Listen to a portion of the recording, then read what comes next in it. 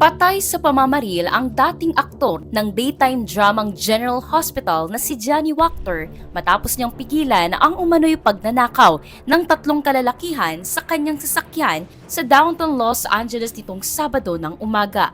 Ayon sa kanyang ina na si Scarlett Wachter, madaling araw nang umalis sa trabaho si Johnny sa isang rooftop bar kasama ang isang katrabaho nang makita niyang isang lalaki sa loob ng kanyang sasakyan. Noong unay inakala raw ng aktor na ito'y nagtotoo lang, pero nang lapitan, pinaputukan siya ng baril ng isang lalaking nakatakip ang muka.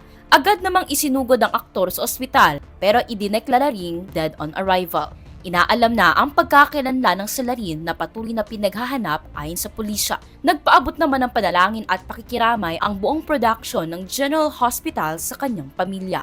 Gusto mo pa ba ng mga video katulad nito? Mag-follow at mag-subscribe lang sa social media pages ng News 5.